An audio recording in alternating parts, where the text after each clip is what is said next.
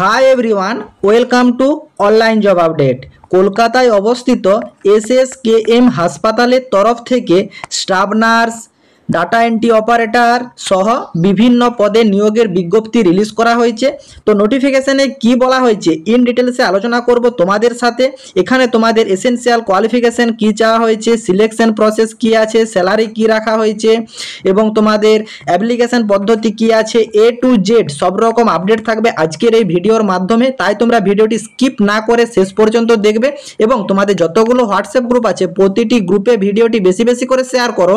যারা এখনো চ্যানেলে নতুন, এই রকম লেটেস্ট জেনুইন চাকরির আপডেট এবং ফর্ম ফিল আপের ভিডিও সবার আগে দেখার জন্য চ্যানেলটি সাবস্ক্রাইব করে সাথে থেকো এবং ভিডিওটি ইনফরমেটিভ মনে হলে একটি লাইক দিয়ে যেও। নোটিফিকেশনটি রিলিজ করা হয়েছে government of West Bengal, office of the director, institute of post graduate medical research and research কলকাতার তরফ থেকে। এবং তোমরা দেখতে পাচ্ছ 244 আচার্য জগদীশ চন্দ্র বসু রোড, কলকাতা 700020। এখান থেকে নোটিফিকেশনটা রিলিজ করা হয়েছে। নোটিফিকেশনটি রিলিজ করা হয়েছে 19/10/2025-এ। ভ্যাকেন্সির ডিটেলসে যাওয়ার আগে তোমাদেরকে জেনারেল টার্মস অ্যান্ড কন্ডিশন যেটা দেওয়া আছে, যেটা সবচেয়ে বেশি গুরুত্বপূর্ণ, সেটা তোমরা জেনে নাও। দেখো, এখানে তোমাদের কিন্তু ইন্টারভিউর বেসিসে তোমাদেরকে রিক্রুটমেন্ট করানো হবে এবং তোমাদের যেই দিন ইন্টারভিউর রিপোর্টিং টাইম প্রোভাইড করা আছে সেই দিন সকাল 10টা নাগাদ পৌঁছে যেতে হবে SSKM হাসপাতালের যে অ্যাড্রেস দেওয়া আছে সেই অ্যাড্রেসে। এবং তোমাদের কিন্তু closing time reporting of the interview 11টা AM। 11টা AM এর মধ্যে তোমাদের কিন্তু এন্ট্রি ক্লোজ হয়ে যাবে। এবং এখানে তোমাদেরকে জানানো হচ্ছে এই পোস্টগুলো, যে দুটি পোস্টে নিয়োগ হচ্ছে, এখানে তোমাদেরকে টোটাল পিওরলি কন্ট্রাকচুয়াল এবং টেম্পোরারি বেসিসে নিয়োগ করানো হবে এবং কত দিনকার কন্ট্রাকচুয়াল সেটাও তোমাদেরকে জানিয়ে দিচ্ছি। এবং এখানে তোমাদেরকে ডিটেলসে জানিয়ে দিয়েছে যে তোমরা কিন্তু তোমাদের কাছে কোনো রাইট থাকবে না যে ক্লাইম করার জন্য যে তোমরা পার্মানেন্ট পোস্টের জন্য পদোন্নতি করার বা এই ব্যাপার নিয়ে এটা তোমরা কিন্তু দাবি করতে পারবে না। তোমাদেরকে কিন্তু এখানে নোটিফিকেশনে জানিয়ে দিয়েছে পিওরলি টেম্পোরারি বেসিসে তোমাদেরকে কিন্তু রিক্রুটমেন্ট করানো হবে। এবং এইখানে যে শূন্যপদ রাখা হয়েছে সেই শূন্যপদগুলো কিন্তু ইনক্রিজ বা ডিক্রিজ হতে পারে, সেটি কিন্তু SSKM হাসপাতালের তরফ থেকেই কিন্তু বিচার করবে যে এটা বাড়াতে বা কমাতে পারে কিনা, বা যে ভ্যাকেন্সি আছে সেই ভ্যাকেন্সিও থাকতে পারে। এটি কিন্তু নোটিফিকেশনে তোমাদেরকে অ্যাড করে দিয়েছে। এবং তোমাদের এখানে জানানো হয়েছে যে all education and professional technical qualification যেগুলো আছে এগুলো কিন্তু সব কি রিকগনাইজ বোর্ড বা ইউনিভার্সিটির আন্ডারে হতে হবে এবং এগুলি কিন্তু ফুল টাইম হতে হবে। কোনো ডিস্টেন্সের কোর্স থেকে পাস আউট হলে আবেদনযোগ্য নয়। এবং 7 নম্বর পয়েন্টে দেখতে পাচ্ছ যে যারা যারা ইন্টারভিউ অ্যাটেন্ড করবে তারা গভর্নমেন্ট বা প্রাইভেট যে কোনো সেক্টরে কাজ করো না কেন, তোমাদেরকে কিন্তু আন্ডারটেকিং নো অবজেকশন সার্টিফিকেট নিয়ে যেতে হবে। যে তোমরা যে ইন্টারভিউ অ্যাটেন্ড করতে আসছো তাদের যে কোনো আপত্তি নেই, সেজন্য একটা কিন্তু নো অবজেকশন সার্টিফিকেট প্রোভাইড করতে হবে। এবং তোমরা যে ইন্টারভিউ দিতে হবে, ইন্টারভিউ দিতে যাওয়ার কোনো TA বা DA কর্তৃপক্ষ প্রোভাইড করবে না। এবং তোমাদেরকে এখানে ডিটেলসে জানিয়ে দিয়েছে, যেটা আগেও বললাম, যে পিওরলি টেম্পোরারি কন্ট্রাকচুয়াল বেসিসে তোমাদের রিক্রুটমেন্ট করানো হচ্ছে। এবং এখানে তোমাদেরকে ডিটেলসে জানিয়ে দিয়েছে যে এই যে ভ্যাকেন্সির মেয়াদ, প্রজেক্টের আন্ডারে যে ভ্যাকেন্সিতে নিয়োগ করা হচ্ছে 30 মান্থের তোমাদের যে ভ্যাকেন্সির মেয়াদ, এবং এটা কিন্তু আরও 6 মাস বাড়তে পারে, এক্সটেন্ড হতে পারে। এটা কিন্তু সম্পূর্ণ তোমাদের ওয়ার্ক পারফরমেন্সের উপর ডিপেন্ড করবে। তো তোমাদেরকে আপাতত ভেবে রাখতে হবে যে 30 মান্থের বেসিসে তোমাদেরকে কিন্তু রিক্রুটমেন্ট করানো হচ্ছে।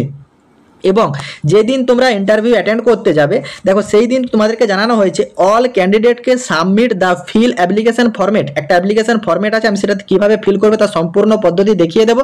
সেই অ্যাপ্লিকেশন ফরম্যাটটা ফিল করে তার সঙ্গে তোমাদেরকে যেদিন ইন্টারভিউ ডেট অ্যালট করা হয়েছে সেই দিন যেতে হবে এবং সেটা দেখতে পেলে 10টার মধ্যে তোমাদেরকে পৌঁছে যেতে হবে।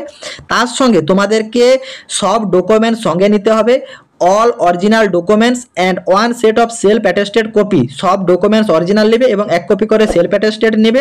তার সঙ্গে তোমাদের photocopy of documents regarding age proof হিসাবে তথ্য নেবে। সেটা তোমরা মাধ্যমিকের অ্যাডমিট কার্ড দিতে পারো, বার্থ সার্টিফিকেট দিতে পারো, সেটা সম্পূর্ণ তোমাদের উপর ডিপেন্ডেন্ট। কিন্তু এখানে উল্লেখ করে দিয়েছে document regarding age regarding documents দিতে হবে, কোয়ালিফিকেশন রিগার্ডিং ডকুমেন্ট দিতে হবে এবং রিলেটিভ এক্সপিরিয়েন্স যাদের থাকছে তাদের কিন্তু এক্সপিরিয়েন্স রিগার্ডিং যে তো মানে ডিটেলস এক্সপিরিয়েন্স সার্টিফিকেট সেটা অ্যাড করতে হবে এবং recent colour size passport photograph কিন্তু তোমাদেরকে দিতে হবে। পোস্ট দেখতে পাচ্ছ প্রজেক্ট নার্স 2 পদে ভ্যাকেন্সি রিলিজ করা হয়েছে, টোটাল 2টি শূন্য পদ রাখা হয়েছে।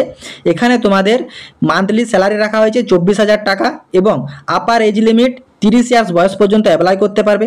এসেনশিয়াল কোয়ালিফিকেশন হিসাবে যেটা চাওয়া হয়েছে যে female candidate with minimum second class or equivalent CGPA in 3rd year general nursing and midwifery course, মানে জিএনএম পাস আউট হয়ে থাকতে হবে, তাহলে তোমরা আগে আবেদনযোগ্য।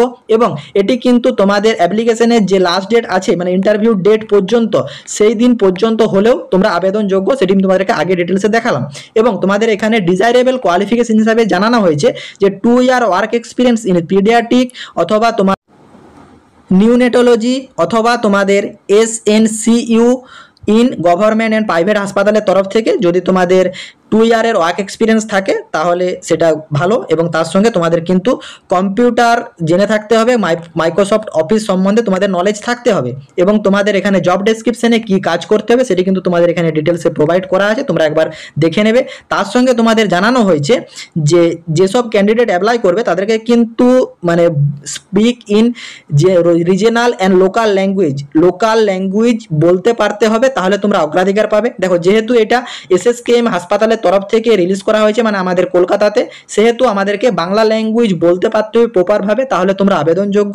এবং এখানে তোমাদের ইন্টারভিউ ডেট যেটা প্রোভাইড করা আছে 14/10/2025 তোমাদের কিন্তু ইন্টারভিউ অনুষ্ঠিত হবে।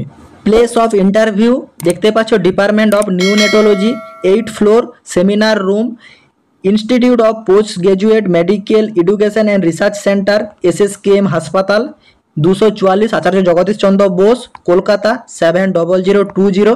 এবং date of interview and time of interview দেখতে পাচ্ছ 14 অক্টোবর 2025 তোমাদের ইন্টারভিউ অনুষ্ঠিত হবে এবং ফ্রম সকাল 11টা AM অনওয়ার্ডস এখানে তোমাদেরকে জানানো হয়েছে। এবং নিচে একটা ডেসক্রিপটিভ টাইপের তোমাদের অ্যাপ্লিকেশন ফরম্যাট আছে, এই অ্যাপ্লিকেশন ফরম্যাটটা তোমাদেরকে ফিল করে তার সাথে অ্যাটাচ করতে হবে।